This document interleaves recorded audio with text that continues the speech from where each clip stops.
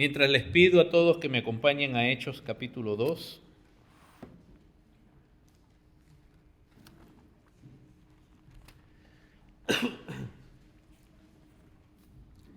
Hemos venido tratando acerca de la enorme importancia de Pentecostés como parte del plan de Dios en la redención, en la restauración de todas las cosas. Pentecostés tiene un significado glorioso y muy profundo, hermanos, en la historia de la redención, porque es ahora el Espíritu de Dios viniendo sobre su pueblo, donde podemos ver cómo en el proceso que estamos ahorita del presente hasta el futuro, porque cuando Dios creó todo en el comienzo, todo lo hizo sin pecado. Todo era santo, todo era puro, todo mostraba su gloria. Y aún el mismo ser humano, los ángeles, todo, me refiero a Adán y Eva, todo mostraba la gloria de Dios. Pero el hombre pecó.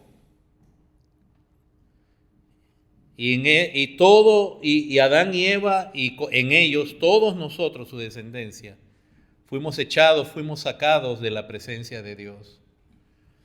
Pero Dios es un Dios de gracia, es algo que yo no puedo expresar, hermanos. Dios no necesita de nada ni de nadie. Dios es totalmente soberano. Tú y yo necesitamos de todo, aún para existir, para subsistir.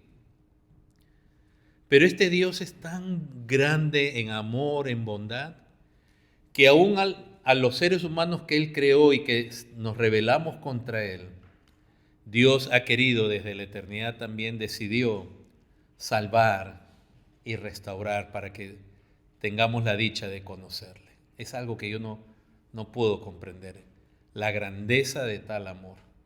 Y en esa obra redentora entonces Dios ha venido desarrollando un plan a través de la historia, el cual se centra en la persona y en la obra de Jesucristo, quien vive, muere y resucita por nosotros, y cuya obra abre el camino para que ahora Dios, en el Espíritu Santo, haya venido a su pueblo.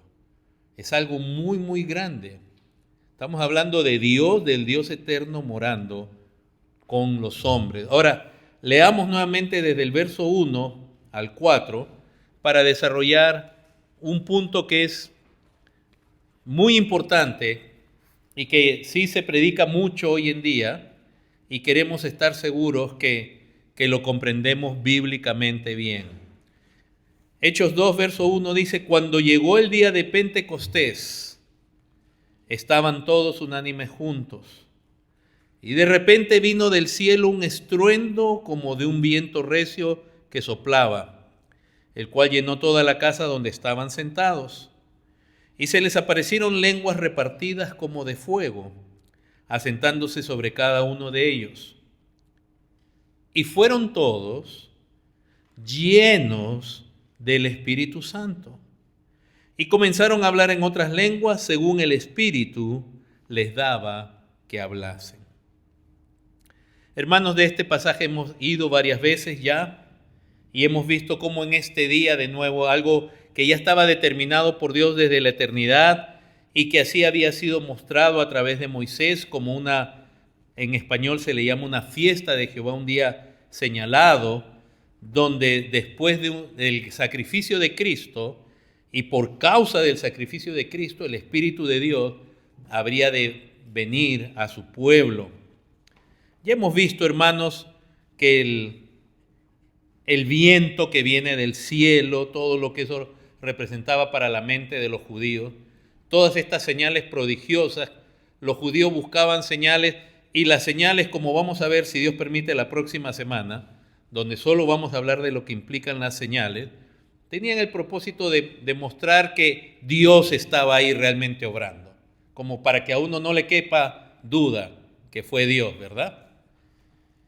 Entonces ese viento, las llamas de fuego que hablaban también a los judíos que estaban presentes de que Dios estaba hablando por medio de ellos, junto con la manifestación de una capacidad que ellos no tenían de hablar en otros idiomas, porque ya hemos visto y hemos estudiado que hablar en lenguas significaba hablar en otros idiomas que los judíos que venían de todo el mundo entendían, porque ellos también tenían la lengua, no solo la lengua materna, sino la lengua de los lugares que ellos vivían.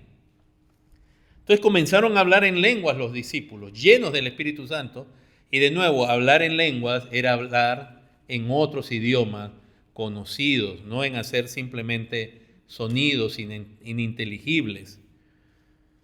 Pero el punto que queremos desarrollar hoy día es esta parte que dice, y fueron todos llenos del Espíritu Santo. ¿Qué significa ser lleno con el Espíritu Santo? Ya, si Dios permite, repito, la próxima semana hablaremos de los dones, de las señales, y si esos dones están vigentes o no hoy en día, o cuáles estarían vigentes. Todo ello vamos a tratar bíblicamente. Pero hoy día nos queremos centrar en esta parte que dice, fueron llenos del Espíritu Santo. Y lo primero que queremos notar es que en el verso 4 se habla del Espíritu y se hace una calificación, voy a usar así, como si fuera un adjetivo, muy particular acerca del Espíritu, es que siempre se le llama Santo. El Espíritu Santo. En otros pasajes se le llama el Espíritu de Dios, se le llama el Espíritu de Cristo también en algunos pasajes, pero es el Espíritu Santo, no es cualquier espíritu. Entonces lo primero que queremos hablar es eso, justamente, ¿quién es el Espíritu Santo? ¿Qué es? Dice alguno. Cuando decimos qué es, nos referimos en su naturaleza. Pero el Espíritu Santo no es una cosa, no es una energía o una fuerza impersonal. Lo primero que queremos ver, bíblicamente no tenemos el tiempo de entrar a cada pasaje, pero el Espíritu es el Espíritu de Dios. El Espíritu Santo es Dios. Lo cual significa que el Espíritu Santo no fue creado, no es algo creado. El Espíritu Santo existe, es eterno. El Espíritu Santo no solamente siempre ha existido, es algo que nuestra mente no puede abarcar porque nosotros solo conocemos lo que tiene comienzo y fin, pero Dios es eterno. Nunca hubo un momento, digamos, que no hubo Dios. Dios más bien es el que ha creado el tiempo. Pero el Espíritu Santo es no creado, es eterno, es todopoderoso. O sea, para el Espíritu Santo no hay límite en el poder de lo que Él puede hacer. El Espíritu Santo es omnisciente, lo conoce todo. El Espíritu Santo no hay nada que pueda aprender. El Espíritu Santo, al ser Dios, una de las características de ser Dios es ser omnisciente. Él lo conoce todo. El Espíritu Santo sabe todo, en todo aspecto, en todo. Y si quieres aplicarlo a tu vida, no hay nada escondido de ti para el Espíritu Santo. El Espíritu Santo conoce aún tus pensamientos más profundos, aquellos que nunca nadie más ha indagado, ni sospecha. El Espíritu Santo conoce lo más profundo de ti. La intención más oculta, para el Espíritu Santo tú eres como una página abierta. No hay nada que le puedas esconder al Espíritu Santo. Él lo sabe todo, de tu vida y de todas las cosas. Él no necesita aprender. No hay quien le enseñe al Espíritu de Dios ciencia ni cómo hacer esto. El Espíritu de Dios es omnipresente. No hay manera de huir del Espíritu de Dios. El Espíritu Santo por ser Dios, es más grande que el universo. El universo está en Dios, no es Dios en el universo. No es al revés. El Espíritu Santo es omnipresente, está en todo el universo, hermano. Y no es que aquí hay un poquito del Espíritu Santo y en otra galaxia hay otro poquito. La omnipresencia de Dios significa que todo Dios está presente en toda su creación y más allá.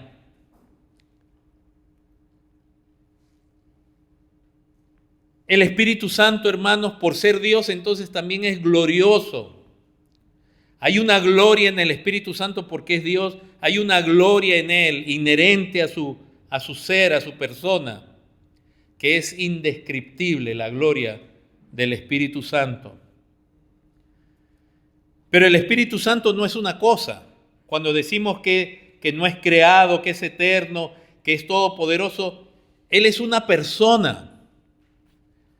Para usar una expresión que entendamos, nosotros, yo sé, aquí corro el riesgo porque cuando yo digo el Espíritu Santo es una persona, tú piensas en una persona humana.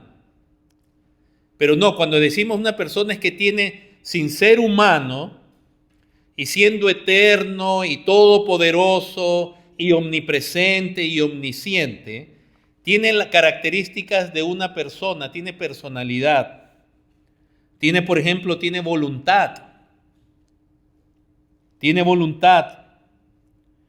Y eso se lo expresa el Señor Jesús a Nicodemo porque dice que el viento sopla de donde quiere y oye su sonido. Y le dice, y así es el Espíritu Santo en Juan 3. El Espíritu Santo tiene voluntad, así como el Padre tiene voluntad y el Hijo tiene voluntad. El Espíritu Santo tiene voluntad y no son tres voluntades opuestas.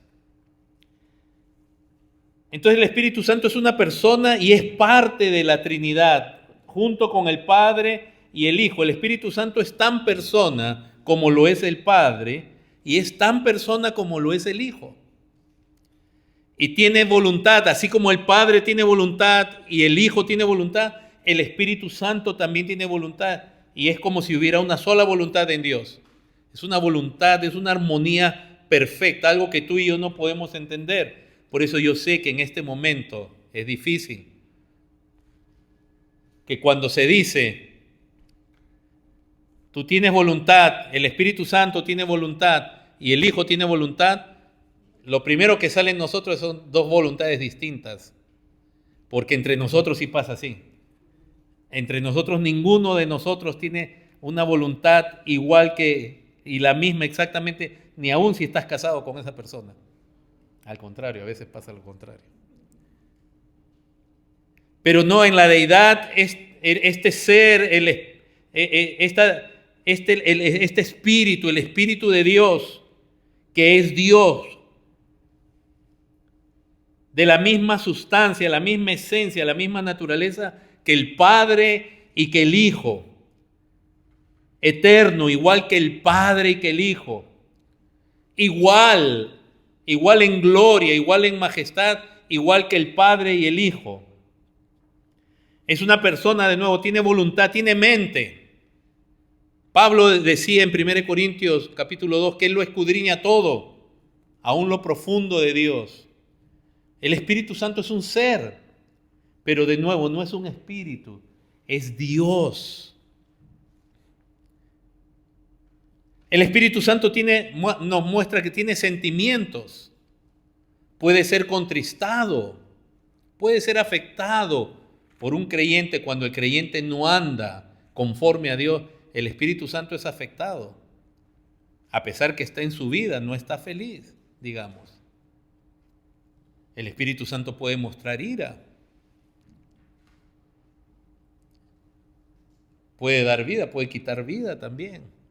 Ananías y Zafira tentaron al Espíritu Santo, mintieron contra el Espíritu Santo, diciendo algo en cuanto que ellos habían hecho que habían vendido su propiedad en tanto y no era cierto.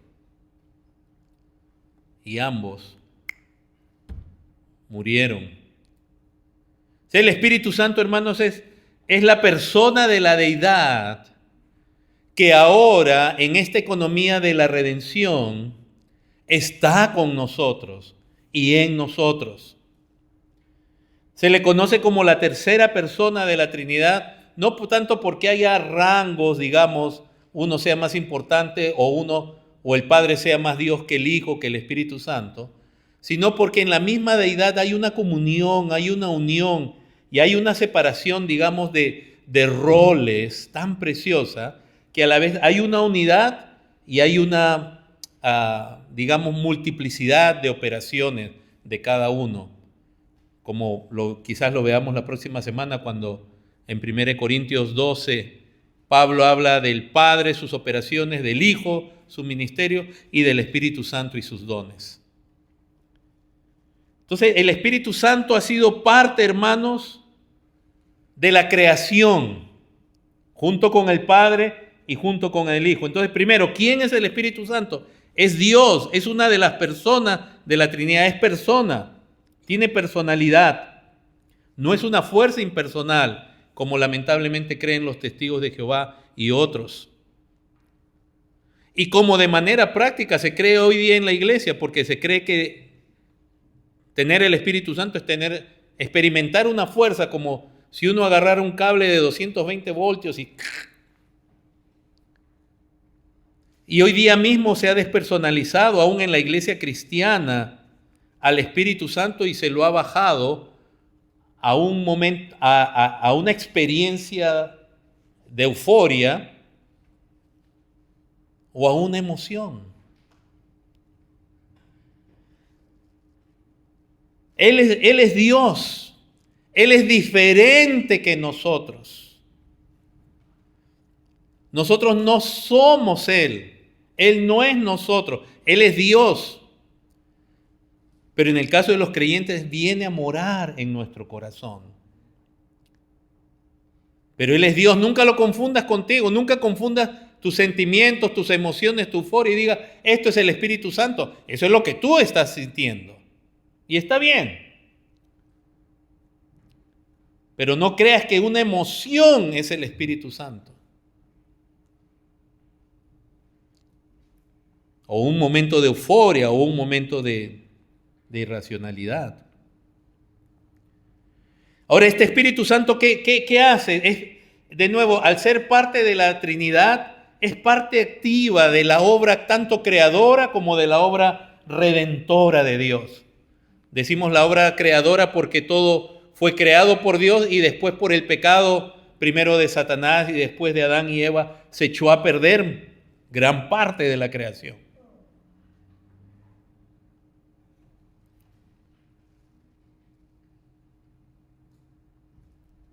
Entonces, por eso vemos al Espíritu Santo siendo parte de la creación en Génesis 1:2.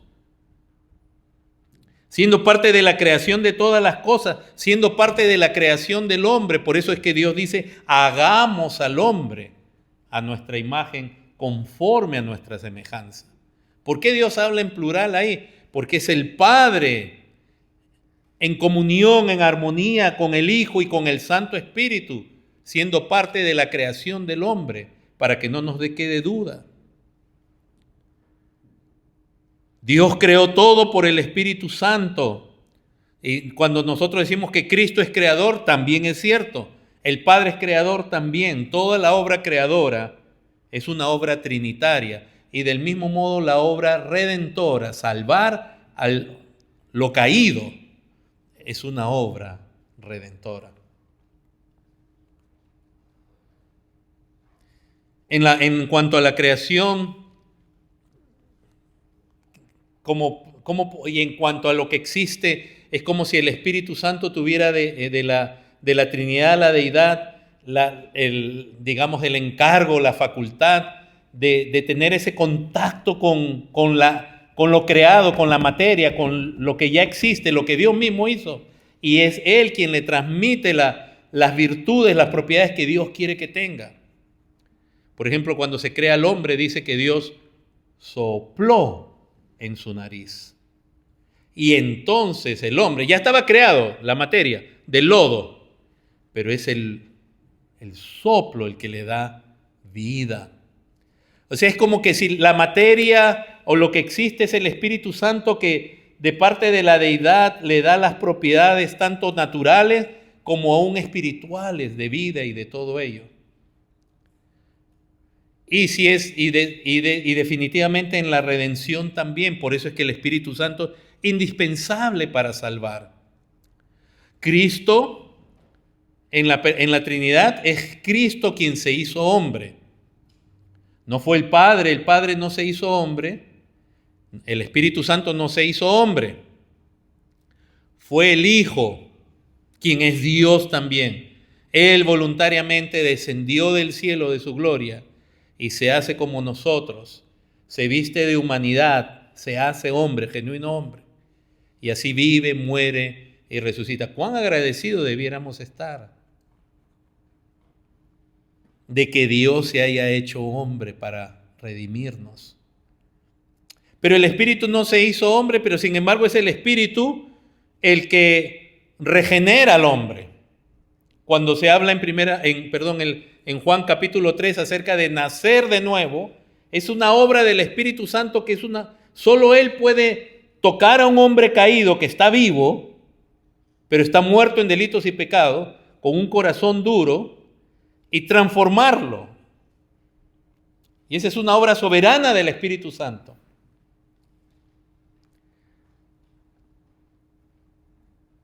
Solo el Espíritu de Dios puede cambiar el corazón duro de carne y convertirlo en un corazón, duro de piedra y convertirlo en un corazón blando de carne.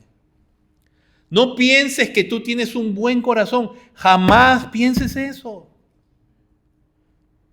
Si tú eres genuino cristiano, creyente, y hay virtud en ti, es porque Dios tocó tu carne, tu corazón de piedra, y lo transformó en uno de carne. Ese poder tiene Dios de dar vida a los muertos. El Espíritu es el que da vida. El Espíritu de Dios es el que puede tocar a un muerto y hacerlo vivir. El predicador no puede hacer eso. El mensaje solo no puede hacer eso.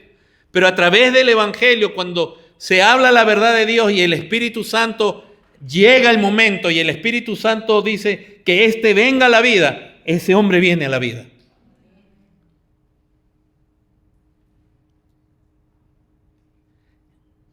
Y si el Espíritu Santo no obra en una persona, esa persona está muerta.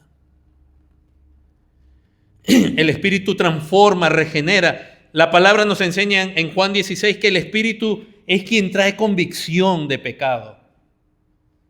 O sea, ¿cómo es que una persona que se cree buena de pronto entiende que es pecador y que necesita un Salvador? A menos que el Espíritu Santo, fíjense cuán indispensable es la obra del Espíritu Santo para que nosotros tengamos una genuina convicción de pecado, de justicia y de juicio, es decir, de la justicia, el castigo que merece el pecado, que fue liderado por Satanás, del juicio de Dios, y nosotros buscar entonces misericordia y la justicia que no tenemos, buscarla en Cristo, quien sí la tiene. Solo el Espíritu Santo puede convencer a alguien.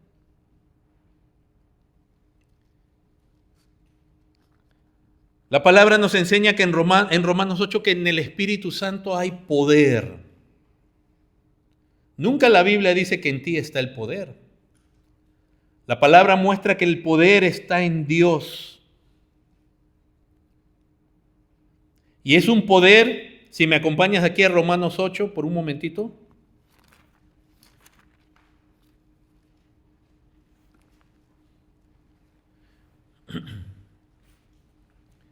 Verso 1 dice, ahora pues ninguna condenación hay para los que están en Cristo Jesús. Fíjate, ¿cómo están en Cristo Jesús? Tienen que haber visto ellos su necesidad de estar en Cristo. Tienen que haber visto ellos su necesidad que sin Cristo son nada, que están condenados. Que en Cristo está la justicia y todo lo que ellos no son y no tienen por sí mismos, todo está en Cristo. Para ellos no hay condenación porque ahora están en Cristo, están redimidos, están justificados en Cristo.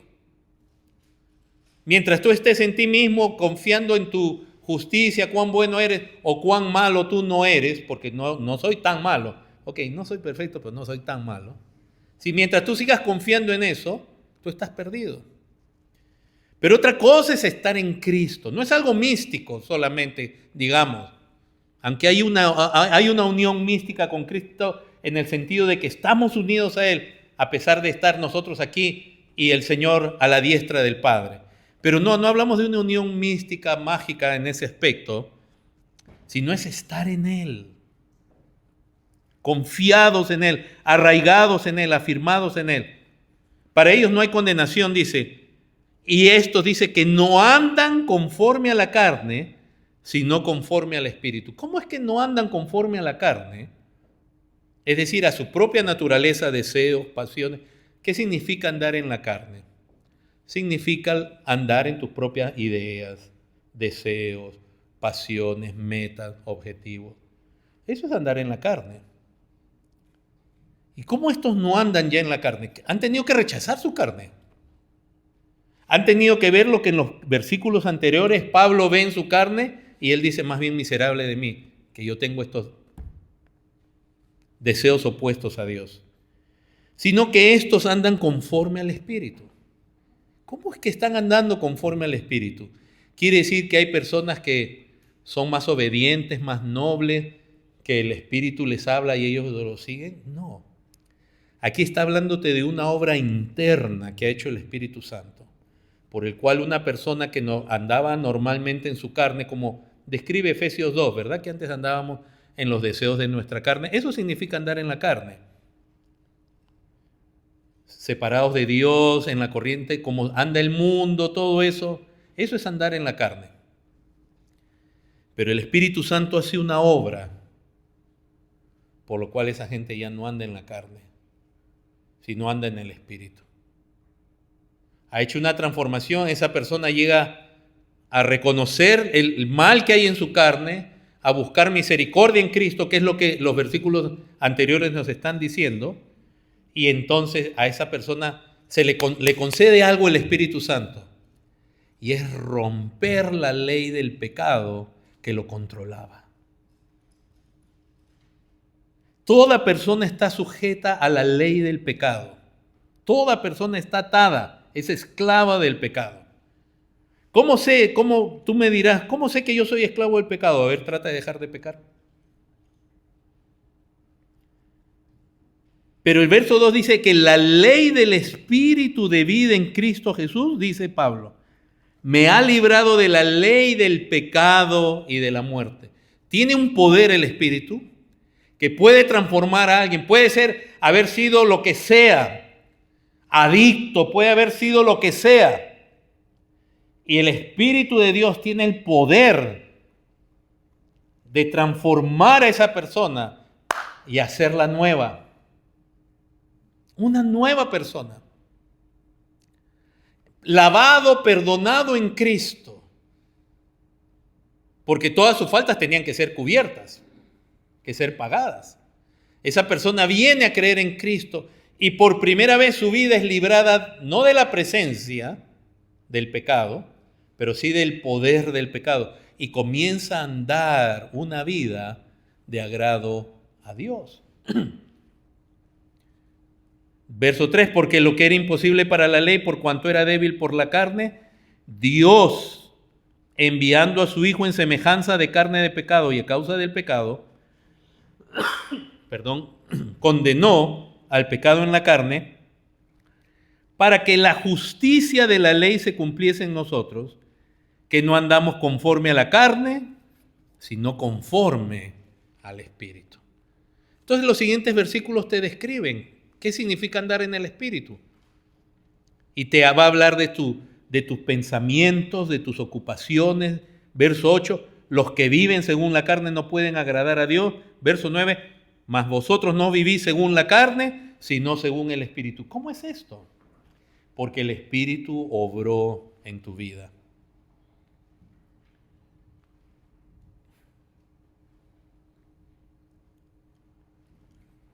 Lo que pasa, hermanos, que en la iglesia contemporánea Satanás ha sido muy, muy, muy astuto para hacer creer de manera general que no estamos andando en la carne cuando estamos andando en la carne.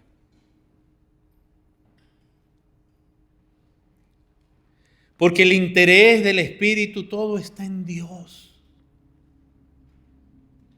El interés del Espíritu está en que tú crezcas en Dios, en que le conozca. Él te ve a ti o a mí distraído en algo que no vale la pena, y el Espíritu Santo, perdón por esta expresión, está haciendo cuando tienes delante de ti a alguien tan glorioso por conocer.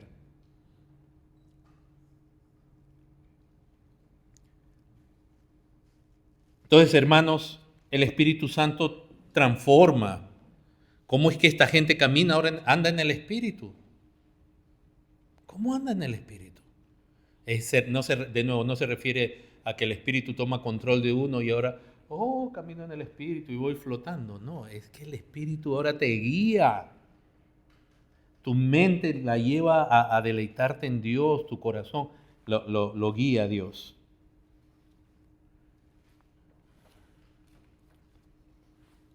El Espíritu Santo, hermanos, puesto que conoce a Dios y escudriña, ¿tú te has puesto a pensar cómo es que una persona puede conocer a Dios, entender a Dios, sus caminos? Esa es una obra que solo hace el Espíritu Santo.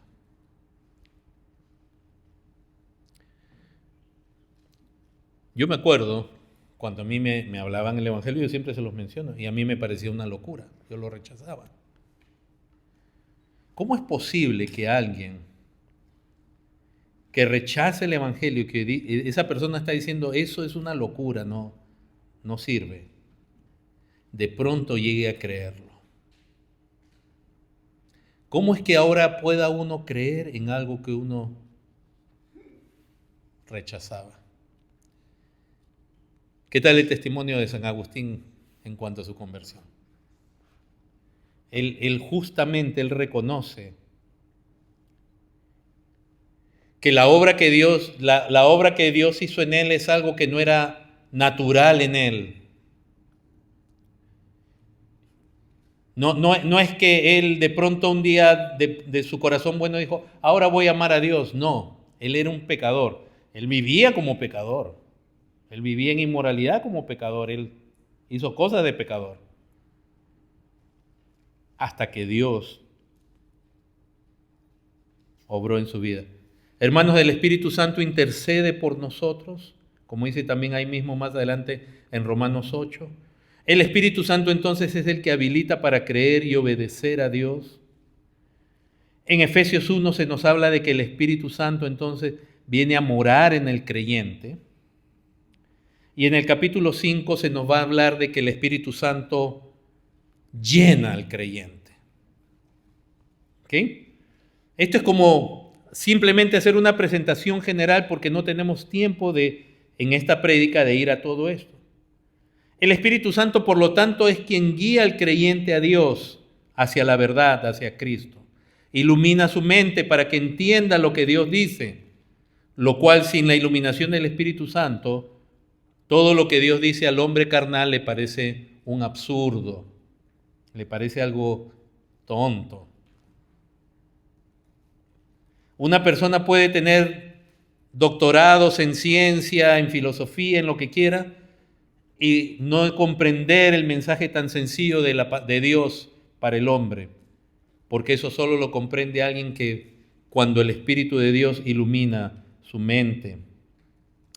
El Espíritu Santo, hermanos, como se nos enseña en la primera carta de Juan, nos hace permanecer en Cristo. Es la unción, es la dotación de Dios para permanecer en Cristo. O sea, te hace venir a Cristo y te hace permanecer en Cristo hasta el fin. Y mientras tanto te está fortaleciendo, porque sí, uno va a atravesar adversidades. Y mientras tanto, ya como creyente te está santificando, te está haciendo un cambio en ti para que Cristo sea formado en ti, de lo que tú eras en tu carne, tu forma de ser, tu temperamento, tu carácter. El Espíritu Santo te está santificando. Ya eres salvo en Cristo, ahora el Espíritu Santo te está santificando y como dice en Gálatas 5, está produciendo fruto en ti. O sea, está produciendo unas características en tu vida como amor, gozo, paz, que no es normal en las personas. Las personas viven angustiadas, deprimidas, malhumoradas, quejándose, hablando mal de otros, culpando a otros.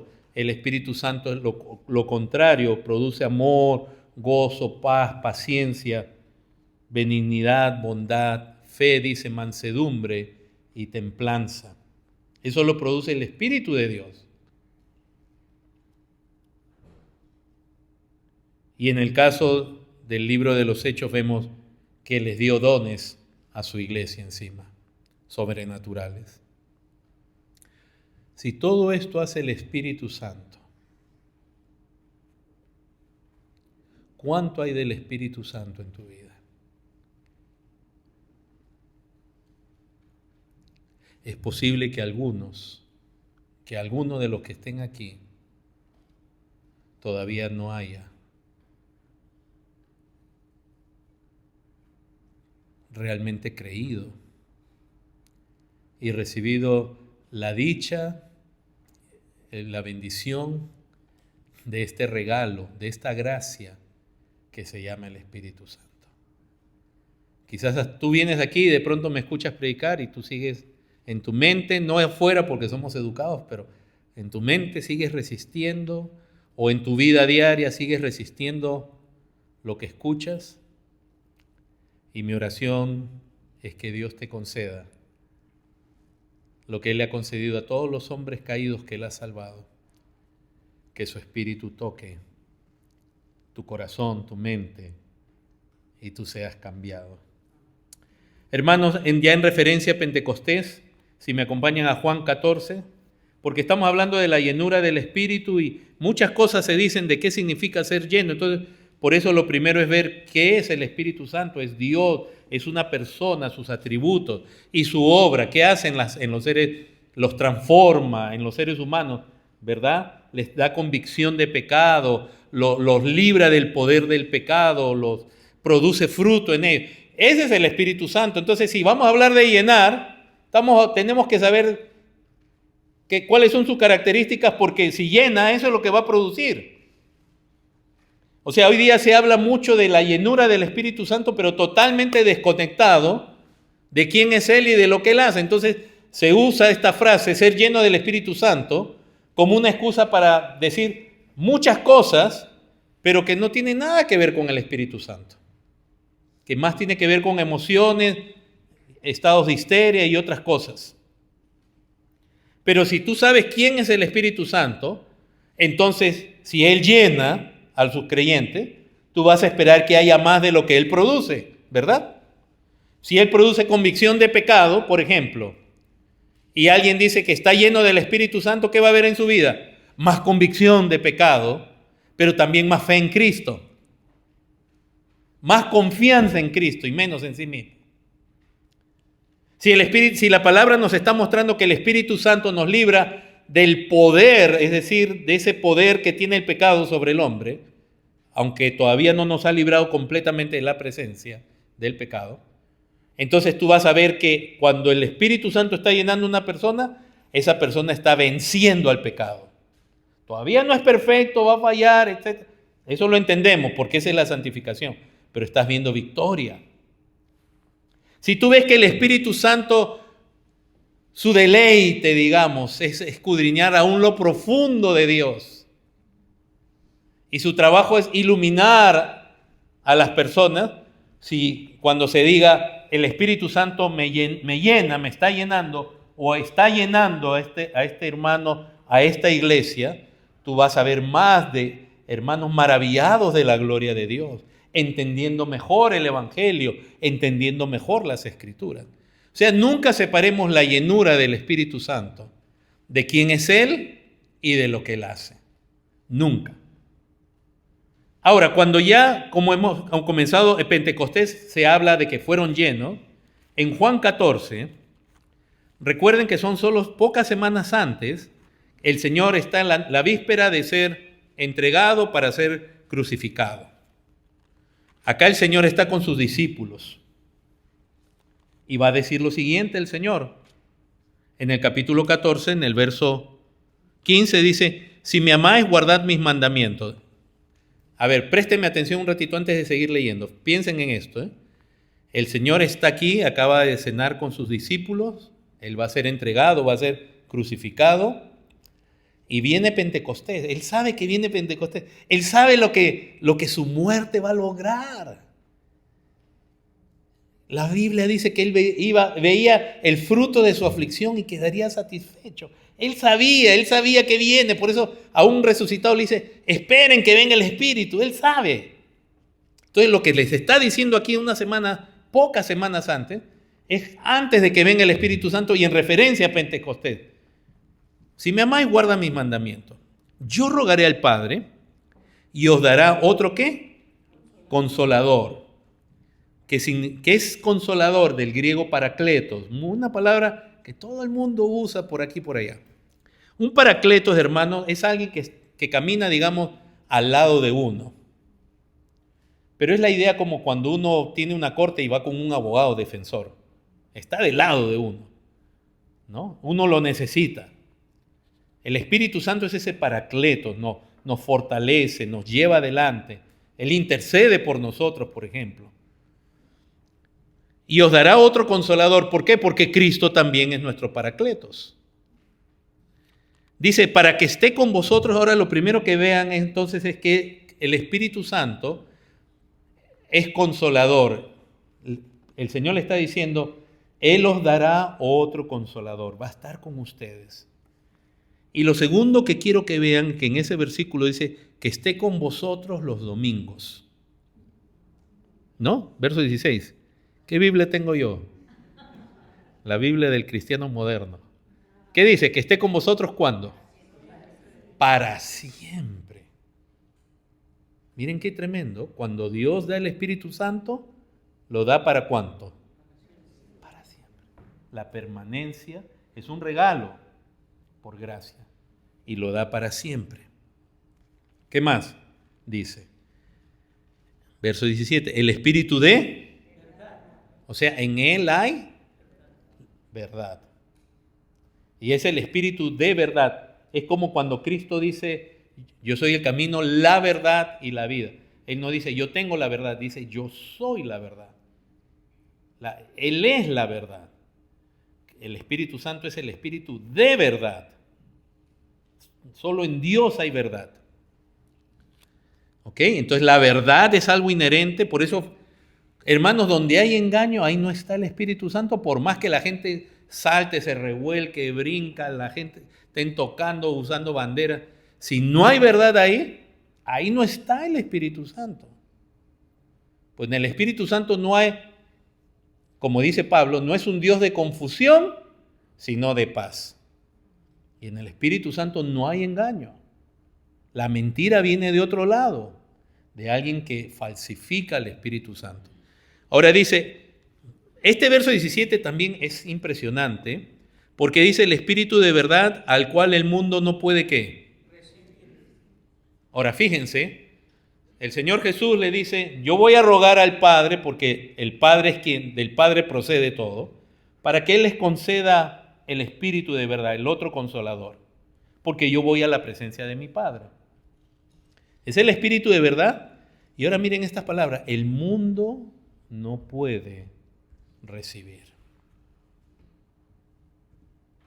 Miren, hermanos, el conflicto que hay entre la gente que no es creyente y el Espíritu de Dios. Es un conflicto que no es que el mundo de pronto lo puede entender, no.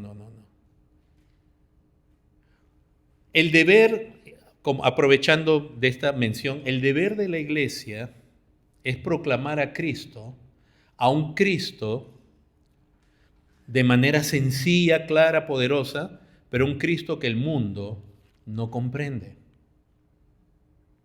Nuestro deber no es hacer comprender al mundo, ni hacer atractivo a Cristo para que el mundo lo reciba.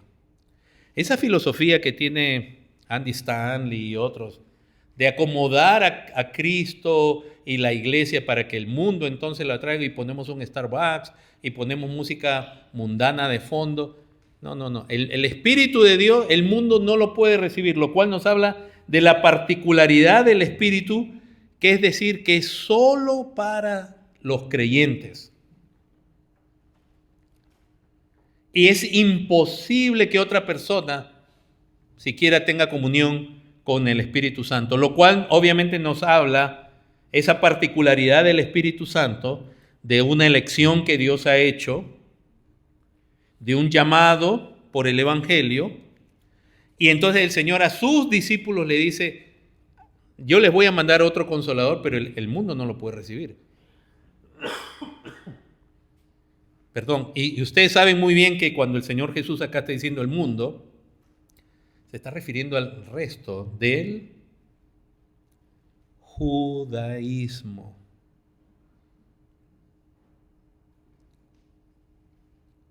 Hasta el día de hoy, no solamente el judaísmo, todo ser humano no tiene parte con Dios, a menos que haya venido a creer y a ser un seguidor de Jesucristo, de Yeshua, de Nazaret.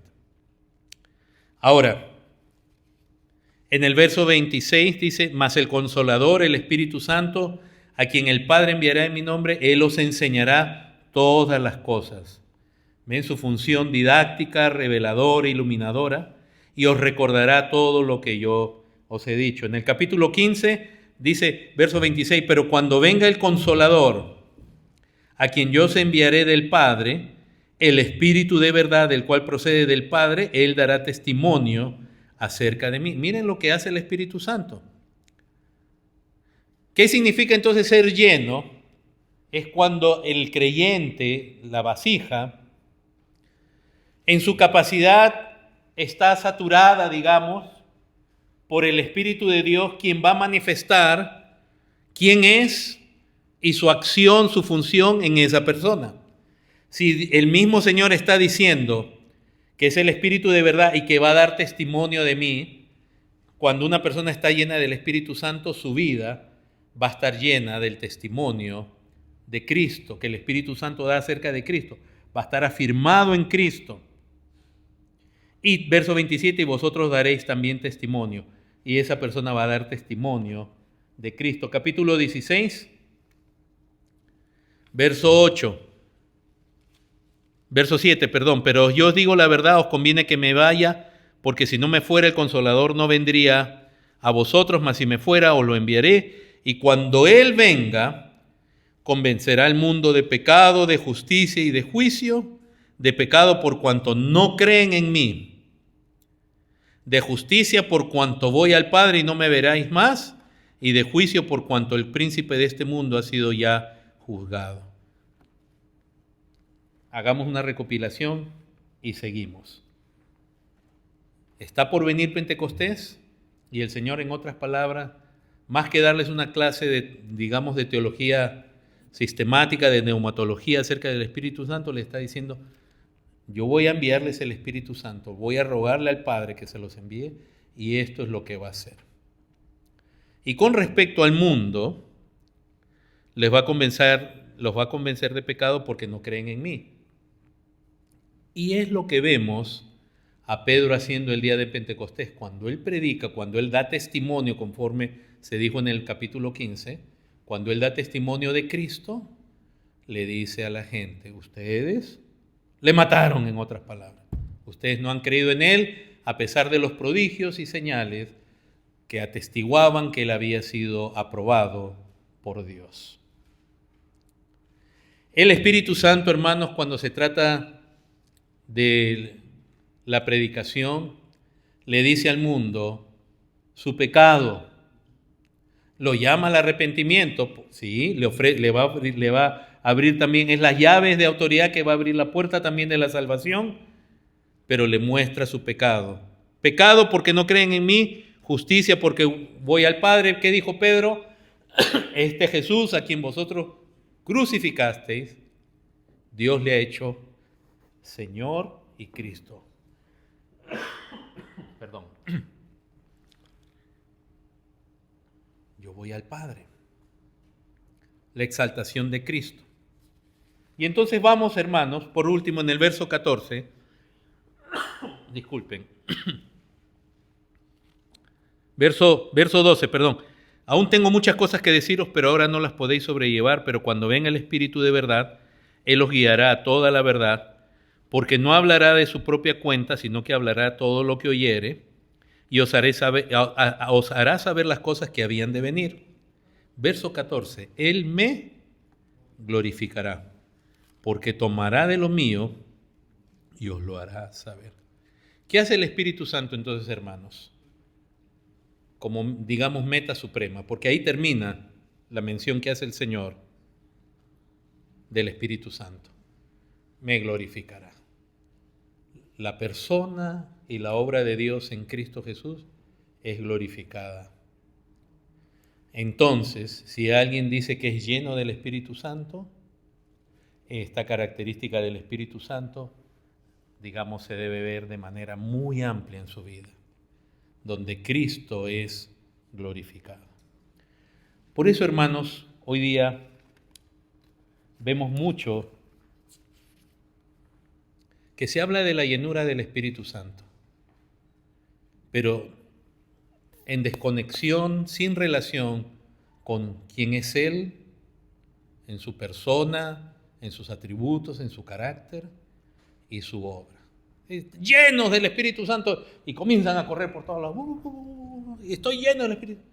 ¿Y dónde dice eso en la Biblia, que eso es ser lleno del Espíritu Santo? Eso, ¿saben? Eso lo hace la carne.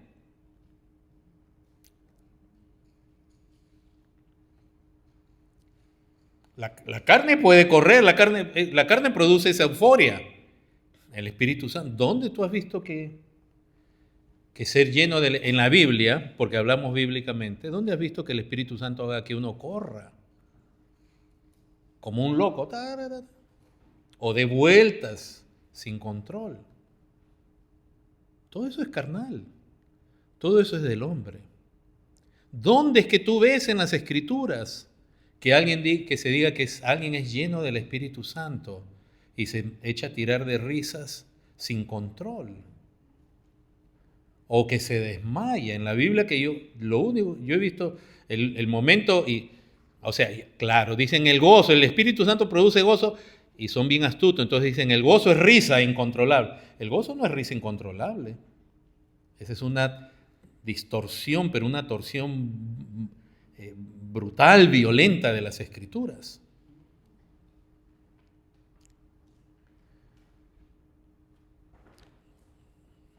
Todo son cosas humanas, son cosas carnales. Y entonces se habla de la llenura del Espíritu Santo y se está diciendo estas son las evidencias, y en la Biblia tú no ves en ningún lado. Los que se caen para atrás.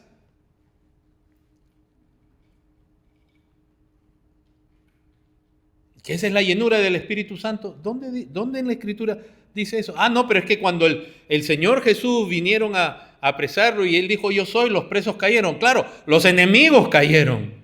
¿Eres tú un enemigo de Cristo para caer de espalda? No, pero es que ese es el poder de Dios. Si está el poder de Dios, se cae. ¿Dónde? O sea, pero ese precio hay que pagar si uno... ¿Sabe? La verdad, a veces todo ese engaño acerca de lo que es ser lleno del Espíritu Santo, a mí me preocupa, no porque no esté de acuerdo con Dios, obviamente, no, sino que recuerden que en 2 de Tesalonicenses Dios habla de enviar a los que no creen prodigios, señales mentirosas. La gente no quiere leer la Biblia, quiere engaño. Ya, es cierto, es posible que haya gente, digamos, porque es verdad, también a veces es como cuando un niño es engañado, que digamos ingenuamente. Pero eso yo lo puedo creer de alguien, de un creyente que recién nació de nuevo y cayó en una situación, en una iglesia así, está bien. Pero teniendo tantos años en la fe, ¿cómo es posible que el cristianismo...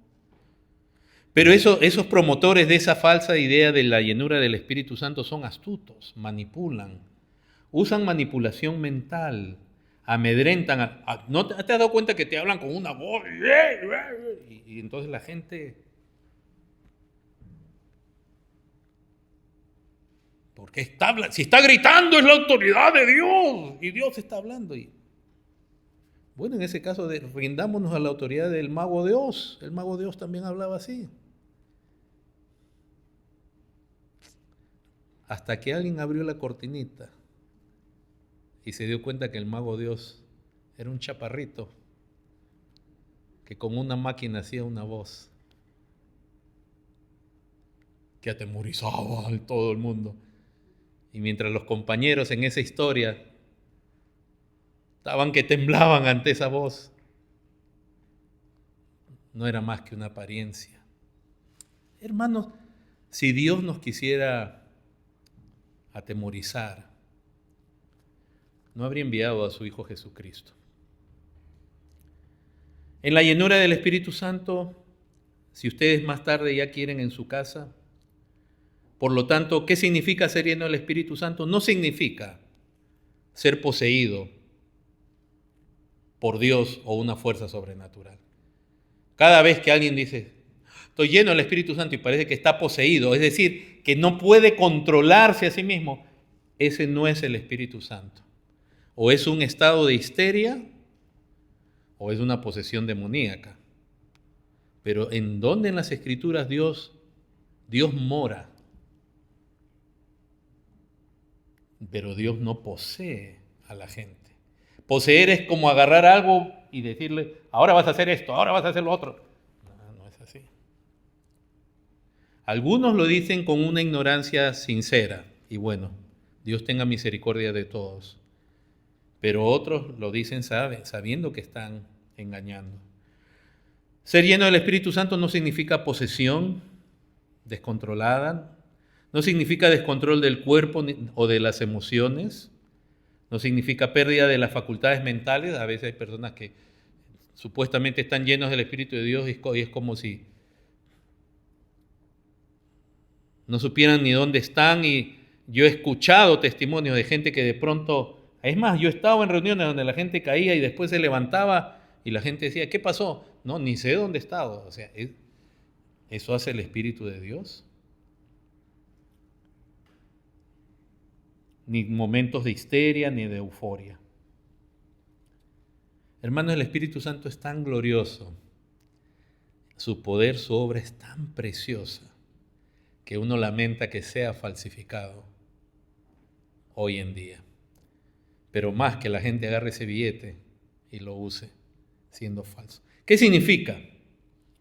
Significa llenar algo que no, en nuestro caso no es que esté vacío. Llenar implica que todavía hay en todo nuestro ser, hay más que el Espíritu Santo quiere crecer, según la capacidad también que Dios le ha dado a cada uno.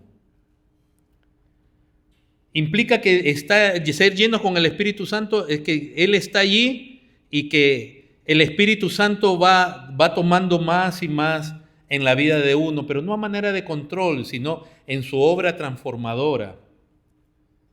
Nuestra mente cada vez va siendo más conformada a Cristo, se va admirando en Cristo, nuestra voluntad se va conformando más a la voluntad de Dios. No es que el Espíritu Santo nos anule, sino que nos transforma a la misma imagen de Cristo, dice, como por el Espíritu de Dios, en 2 Corintios 3.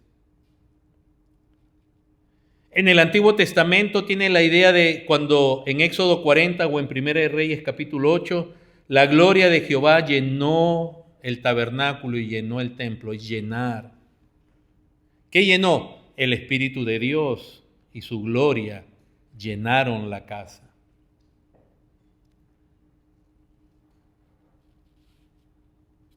Y ahí usted nunca vio ni a Aarón en el tabernáculo ni a ningún otro agarrándole temblores ni nada de ese tipo.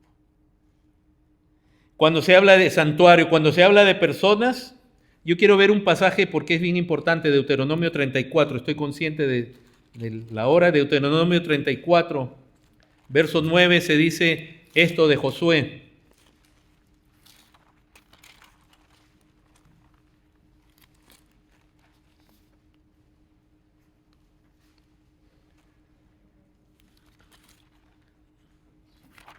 Deuteronomio 34, 9 dice, y Josué hijo de Nun fue ¿qué? Lleno del Espíritu de sabiduría. ¿Por qué se hace ese énfasis? No es que el espíritu de sabiduría sea otro espíritu, sino que la sabiduría se requiere para gobernar, y esa es una facultad que el Espíritu Santo le dio. Es como cuando Salomón pide sabiduría y Dios le da sabiduría, ¿no? Es justamente para gobernar, pero es el mismo Espíritu de Dios. Dice que Josué fue lleno de espíritu y sabiduría, dice, porque Moisés había puesto sus manos sobre él, y los hijos de Israel le obedecieron e hicieron como Jehová mandó a Moisés. Hermanos, vean, en el Antiguo, cuando se habla de santuario, hemos visto el tabernáculo, el templo. Cuando se habla de personas, se habla de Josué, se habla de Miqueas. Miqueas estaba lleno también de poder y del Espíritu de Dios, decía él, para denunciar a Jacob su pecado. En Lucas 1 se habla de Juan, que iba a ser lleno del Espíritu Santo aún desde el vientre de su madre. En Lucas 1 más adelante se habla de Zacarías, su padre, que fue lleno del Espíritu Santo, hasta que Lucas llega a Jesús en el capítulo 4, donde se dice que lleno del Espíritu Santo fue al desierto para ser tentado. Entonces se habla del santuario, pero se habla de personas. ¿Y por qué he querido leer lo de Josué? Porque se dice que Moisés puso ¿qué? Sus manos. Eso es bien importante. ¿De dónde viene? ¿Cuál es la noción bíblica de imponer manos? Es la de identificarse con alguien. Cuando alguien ofrecía un animalito en el Antiguo Testamento, uno traía el animalito y le ponía las manos al animalito.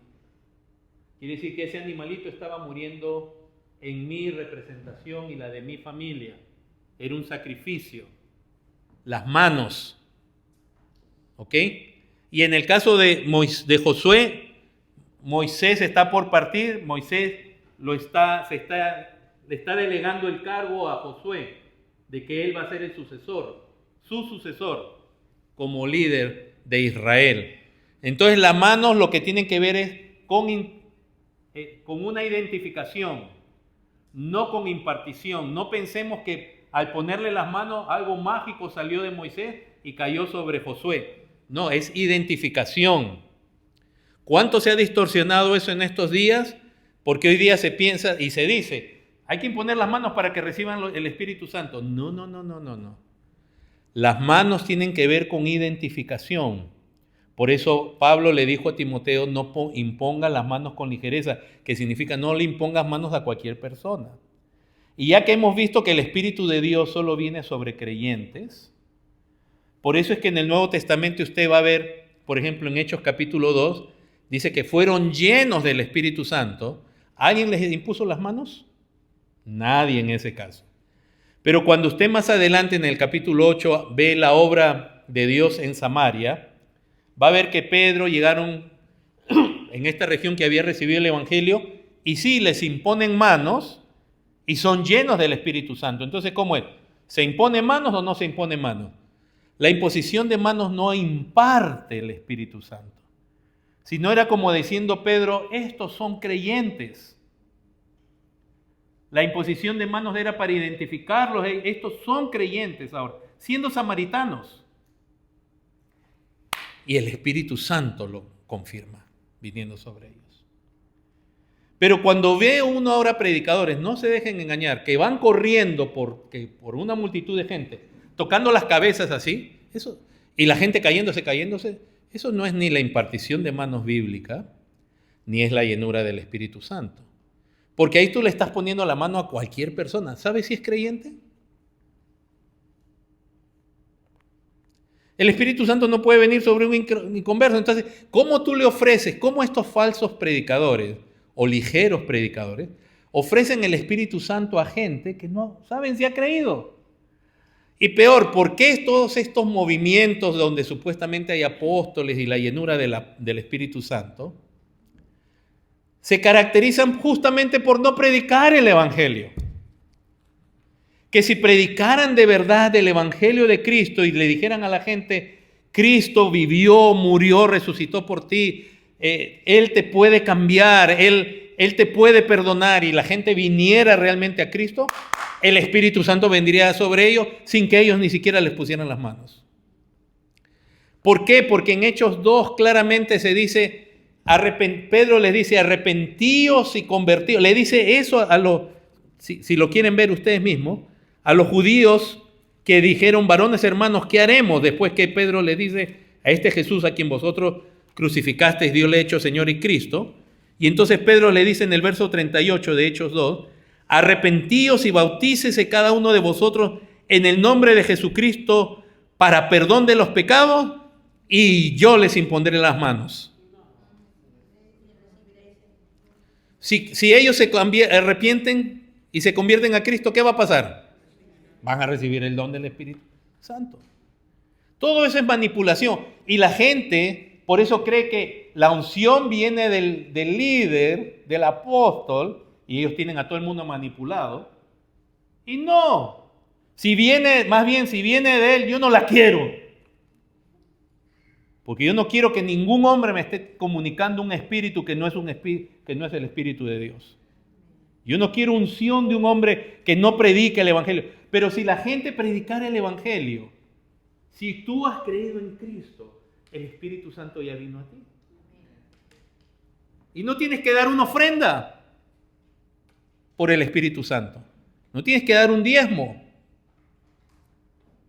No tienes que someterte a la autoridad indisputable, indiscutible de un hombre. Alza tus ojos a Cristo, quien nos concede el Espíritu de Dios. Alza tus ojos a Él, quien ha pagado por este don tan precioso, quien ya te dio el Espíritu Santo, y aprecia el Espíritu de Dios. Y por último, ya no tenemos tiempo, vamos a tener que parar aquí. Ni siquiera esto he podido terminar. En Hechos capítulo 2 y en adelante, no vamos a ir ya. Pero yo te animo a que tú comiences a ver en Hechos, porque el libro de Hechos es el testimonio de lo que significa la llenura del Espíritu Santo. Yo te invito a que leas Hechos y le prestes por ahora atención. No estoy diciendo que es lo más importante, etcétera, pero préstale atención a todas las partes donde se dice que fueron llenos del Espíritu Santo. Te vas a dar cuenta que en algunas ocasiones, por ejemplo, hablaron en lenguas, en idiomas, como pasa en Hechos 2. En otras ocasiones que el Espíritu Santo los llena, no hablan en lenguas, pero siempre Cristo es glorificado. En algunos casos, como hemos dicho, no se imponían manos y el Espíritu Santo descendió sobre ellos. En otros momentos sí se impuso las manos.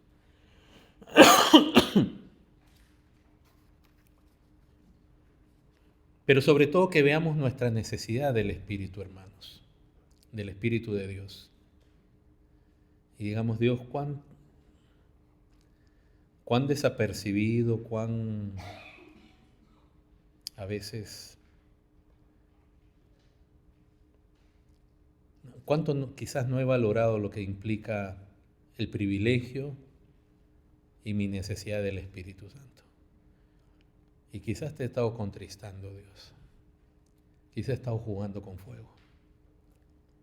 Quizás en lugar de rendirme a tu guianza, te he estado desobedeciendo y desobedeciendo. Y tú me quieres guiar a Cristo, tú me quieres guiar. De pronto el Espíritu de Dios te ha estado poniendo en el corazón escuchar un mensaje, leer la palabra de Dios y deleitarte en él. No, mejor lo que sea. Y entonces como, tener una fuente dentro de uno, porque dice que de su interior correrán ríos de agua viva, ¿verdad? Y eso le dice en referencia al Espíritu. Es como tener una fuente y uno estar bebiendo de un agua sucia, que teniendo la fuente de agua de vida que es el Espíritu de Dios. Si Dios lo concede, hermanos, hemos llegado hasta qué significa ser lleno del Espíritu Santo. Es esa llenura de Dios en nuestra vida, según nuestra capacidad, según vamos creciendo. Compartiremos, si Dios nos permite, entonces, ¿cómo ser lleno del Espíritu Santo? Ahí sí. ¿Hay algo que puedo yo hacer? No puedo hacer. Pero sobre todo, y entonces, ¿cómo discernir lo que son las señales genuinas del Espíritu de Dios? Les invito a ponerse en pie.